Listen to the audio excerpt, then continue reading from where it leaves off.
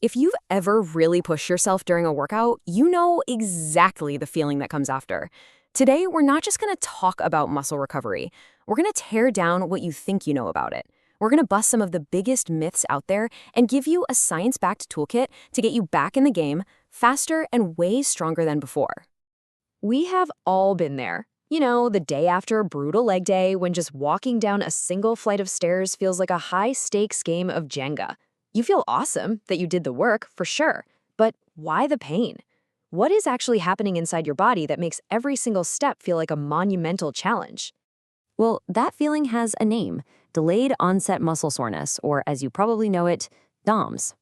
And it all comes down to tiny, microscopic tears in your muscle fibers.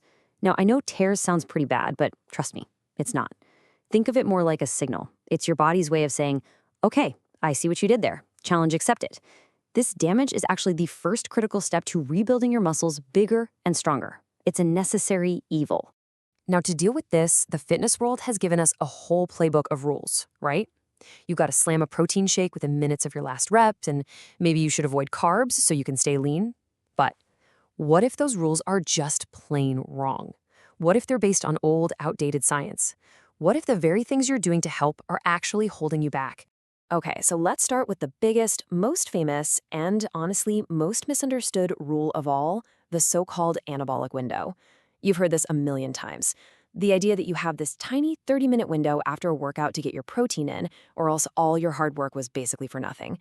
But is that frantic race against the clock even real? Well, let's pull back the curtain. The science is pretty overwhelming on this one. That 30-minute sprint to the shaker bottle is mostly a myth.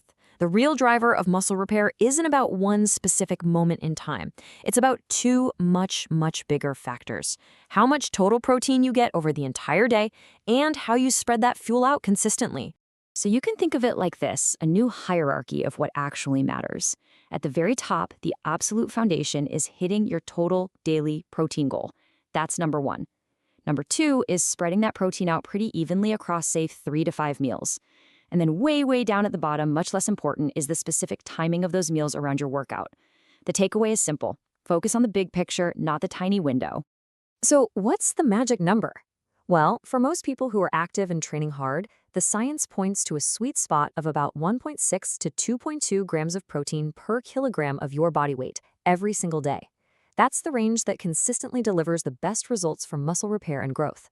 It's a simple, powerful number to build your whole nutrition plan around. All right, so we've got protein locked in. It's king. But what about its trusty sidekick? For years, carbohydrates have been made out to be the villain, especially after a workout. But you know what? The science tells a completely different story. It is time to stop fearing the fuel. Okay, think of it this way.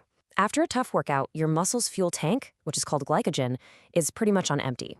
Carbohydrates are hands down the fastest and most efficient way to refill that tank. They also help bring down your levels of cortisol, a stress hormone that can actually break down muscle tissue. And here's the best part. When you pair carbs with protein, you get this amazing 1-2 punch that speeds up refueling and protects all that muscle you just worked so hard to build. Now, to be clear, we're not talking about grabbing a bag of candy here. We're talking about high-quality, nutrient-dense carbs. Things like sweet potatoes, butternut squash, even regular old potatoes. These are fantastic. They give your muscles the exact energy they're screaming for, plus a whole bunch of other vitamins and minerals. And that brings us to another really key point. You know, in our search for a quick fix, the supplement industry has just exploded. But when it comes to recovery, I'm telling you, whole foods almost always have a massive advantage over isolated pills and powders. In fact, let me ask you this, and just think about it for a second. Could that expensive antioxidant supplement you're taking to help with your recovery actually be hurting your long-term gains? It sounds crazy, but the answer might just be yes. This is what scientists call the antioxidant paradox. See, exercise naturally creates something called oxidative stress. But this stress isn't the bad guy. It's actually a vital signal, a messenger that tells your body, hey, time to adapt and get stronger. Now, when you flood your system with these mega doses of antioxidant pills, you're basically shooting the messenger. You block that crucial signal. Whole foods, on the other hand, deliver a natural, balanced dose that supports recovery without getting in the way of those long-term gains. Okay, so if we're making whole foods our priority, what should we be looking for beyond just protein and carbs? Let's build out a toolkit of what we can call functional foods, foods that can seriously accelerate your recovery. First up, let's assemble the anti-inflammatory team.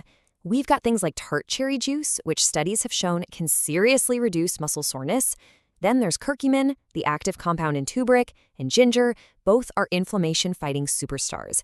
And of course, you can't forget the omega-3s you get from fatty fish like salmon. They are fantastic for taming that post-workout fire.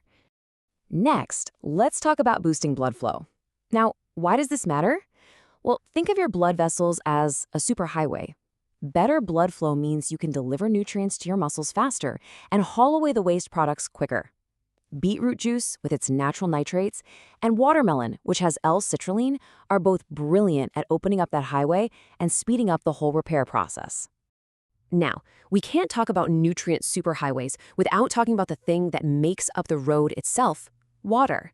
Hydration is probably the most overlooked yet most critical piece of the entire recovery puzzle. It's the unsung hero. So how much water do you really need? Here's a super simple rule of thumb. Weigh yourself right before and right after a tough workout. For every kilogram of weight you lose in sweat, which is about 2.2 pounds, you should aim to drink 1.5 liters of fluid. That 150% rule makes sure you not only replace what you lost, but you also account for what you're still losing, getting you back to neutral fast. And listen, it's not just about the water, it's about electrolytes too. Two of the big players here are magnesium and potassium. Magnesium is crucial for energy and helping your muscles finally relax. Potassium is the master of fluid balance and nerve signals. And as you can see, the best way to get them is from real food, like spinach, avocados, and potatoes.